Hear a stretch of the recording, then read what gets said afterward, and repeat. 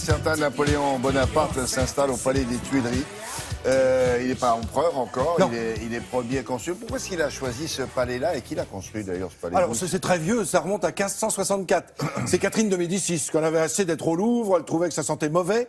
Pourquoi ça sentait mauvais? Parce que les eaux du fleuve, les eaux de la Seine, qui longent le Louvre, transportaient beaucoup de choses qui avaient mauvaise odeur. Bah oui, c'est incroyable. On n'avait pas pensé à ça. Alors elle a demandé à aller un petit peu plus loin.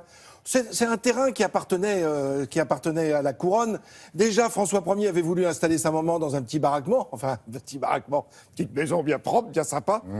Et puis c'était resté en l'état. Bon, après, ça a été un terrain vague, ça a été un endroit où il y avait des fabriques de tuiles, parce que c'était important de les fabriquer. Et quand il y avait des tuiles qui étaient abîmées, cassées, esquintées, on les enfouissait dans le sol. Alors quand on a commencé à creuser pour élaborer ce nouveau palais, on a trouvé tellement de tuiles qu'on a appelé ça les Tuileries, tout simplement. Alors nous y voilà.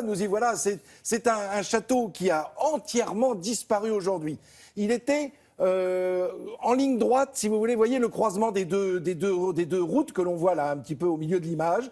Eh bien, c'était sur le côté horizontal. C'était vraiment là, ça venait fermer la perspective. C'est dommage qu'on n'ait pas. Personne s'est amusé à faire de la 3D avec ça. Alors, c'est ce qu'on va voir dans les images. Ah, mais si, puisque vous le demandez, William, on va le voir dans un instant. Parce qu'il y a des gens qui, depuis sa destruction, il a brûlé en fait en 1870-71, au moment de la Commune. Et il a entièrement disparu en 1883. Alors, nous voilà, là, c'est le Louvre que l'on voit, hein, là, avec les jardins des Tuileries, comme on les appelle aujourd'hui, ces vastes jardins qui vont aujourd'hui jusqu'à la place de la Concorde. Eh bien, cette perspective a été fermée par la volonté de Catherine de Médicis, je vous le disais, en 1564.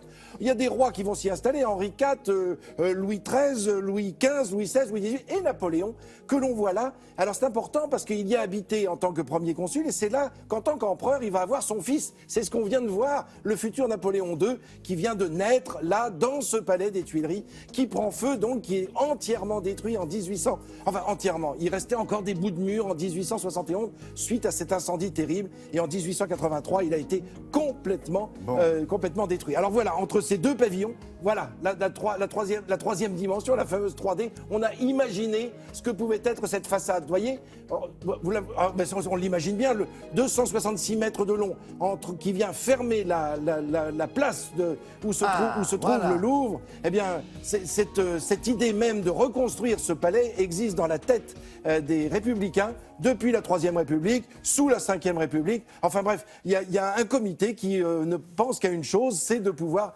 refabriquer, reconcevoir ce palais des Tuileries. Alors, évidemment, avec un petit peu plus de modernité qu'il n'était, mais c'est beaucoup d'argent, évidemment, on l'imagine bien. Alors, il faut savoir aussi que ce palais des Tuileries a marqué l'histoire du théâtre, figurez-vous. La Comédie Française est venue s'y installer à l'intérieur de ce palais des Tuileries. Et alors, en s'y installant, il y avait d'un côté la cour du palais des Tuileries et de l'autre côté, il y avait les jardins des Tuileries. Cour, jardin sont les deux noms qu'on donne au théâtre, côté cour, côté jardin. Ça vient de là, ça vient de son emplacement, l'emplacement de la Comédie Française dans ce palais des Tuileries.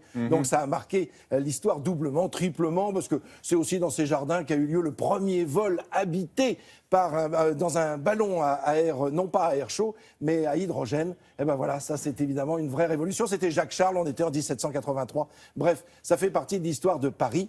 Et sachez que pour construire ce palais des Tuileries, il a fallu aller chercher à Vaugirard, sur la rive gauche, des pierres. On les a transportées. Il n'y avait pas de pont. Alors qu'est-ce qu'on fait? On installe un bac qui permet de traverser la Seine. Voilà pourquoi le chemin qui mène à ce bac va s'appeler tout logiquement, la rue du Bac. On est dans le 7e arrondissement. Là, le palais en question, il traversait de gauche à droite sur l'image qu'on voit là. Absolument. Il venait barrer complètement la perspective. Là. Voilà, c'est à mi-chemin dans ce que l'on voit sur cette image. Un palais en U, finalement. Non, parce que ça refermait, puisque le Louvre est derrière nous. Là. Le Louvre, ça n'est pas la grande pyramide, c'est la petite des deux pyramides. La pyramide est encore derrière nous. Difficile de le rendre sur l'écran, je vous assure qu'on a essayé au plus proche pour essayer de comprendre que ça faisait finalement un véritable quadrilatère, puisqu'elle avait souhaité faire après la grande... Oui, parce que le Louvre est de l'autre côté. Là, oui, il est derrière nous. Il est derrière nous quand on regarde cette vue que l'on vient de voir. Alors, pour ceux qui habitent Johannesburg, évidemment, c'est pas facile pour vous d'aller vérifier ça la semaine prochaine. Mais bon. Mais on les embrasse quand même. Oui. Ouais.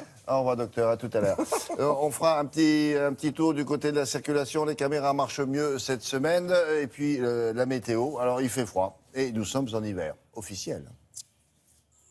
Les matins, c'est vrai.